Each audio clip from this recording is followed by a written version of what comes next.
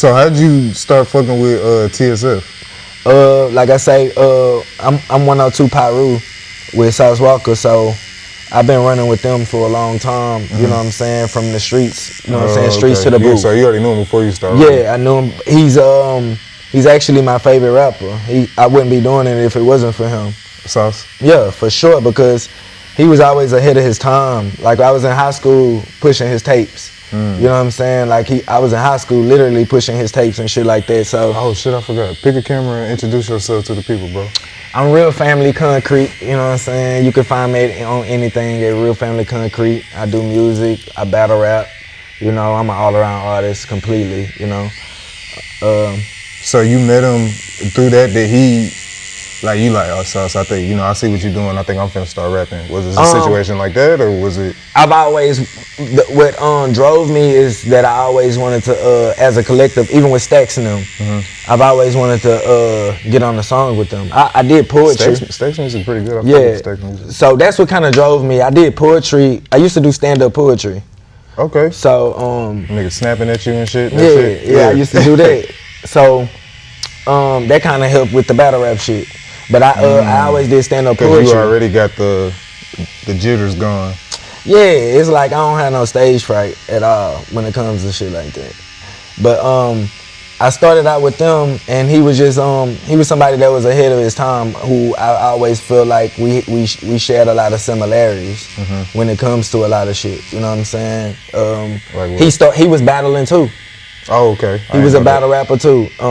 He used to kick ass, you know what I'm saying? And so he was an inspiration to me because I just always feel like he was the best, in my opinion. You know what I'm saying? So I started out doing music with that camp.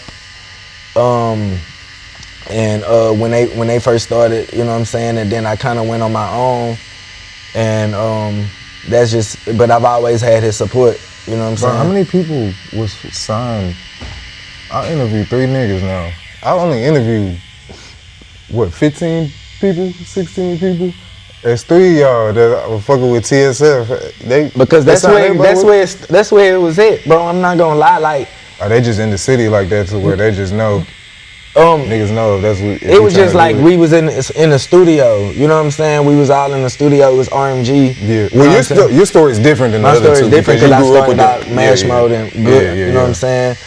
But it's just like that's where it was at. You know, I learned a lot of from him and Sanchi. I learned a lot of shit. You know what I'm saying? Creatively, how to make a song and how to do certain shit. You know what I'm saying? They taught me shit that I was able to run with. Like 4 times. Yeah, he used to come up to the. He used to come up to. I didn't realize it was him though. He used to come up to the studio. Cause you know in Houston, bro, he'd be one of these. He used to come up to the tent shop where you was at and fuck with Stacks. Yeah. But like niggas with all the chain, especially at that shop, niggas with like.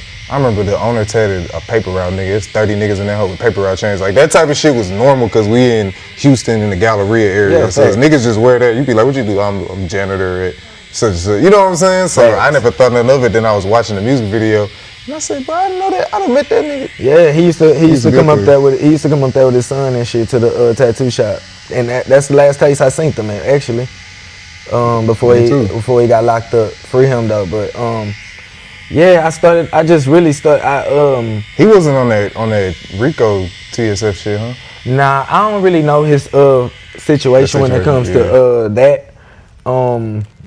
I don't really know his situation when it comes to that. I hope he come home, you know what I'm saying? Because, you know, musically and certain shit, you know what I'm saying? Like, he a pioneer, you know what I'm saying? Especially, you know what I'm saying, the Sauce Twins, they pioneers when it comes to shit.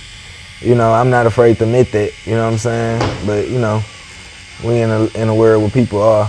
You feel me? But, yeah, I started out with that camp.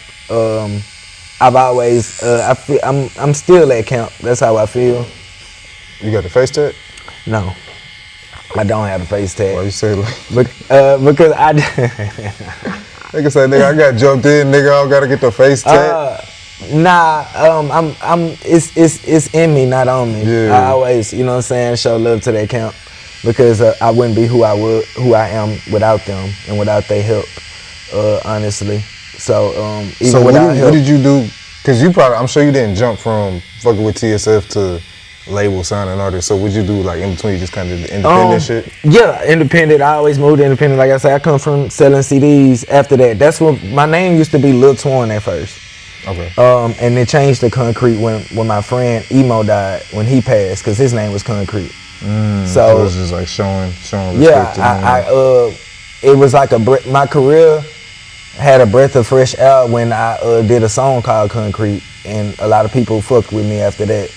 Because at first I was just maneuvering because I was known in the streets and shit, and I just had, you know what I'm saying? But people really grew a liking to me a lot when it went. All right, y'all, so look, if you follow me on social media, you already seen I've been hand painting each and every one of these plaid shirts, man. This is a new exclusive drop from 4D Apparel. Got mine on already, hand painted on the back. We got a few different fonts for each one. Now, I drew all these fonts myself just to, you know, have an outline for how I'm hand painted on there. Get in here, man, showing the hand paint.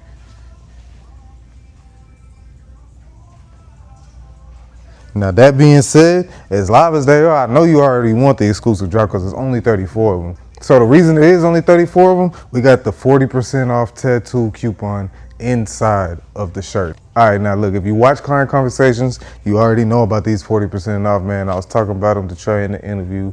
I had made these a few years back, and you know, we ain't even gonna bring up the past. All that matters is get you one of these, one of 34.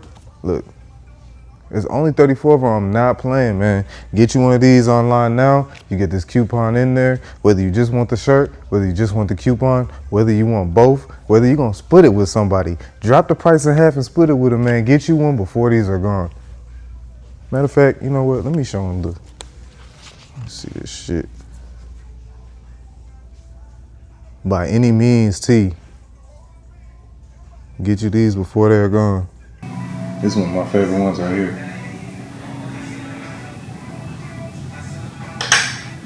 Now I made each of these by hand and I hand painted each one. That's why there's only 34. Get them while you could get them. And I changed my name and I had a song called Concrete. So that's what a lot of people knew me from, you know what I'm saying, and shit like that. When he had passed, it was like kind of a sad song. What's this? This some shit you already had? Nah, these are like concrete cracks in there. I just had something up in there.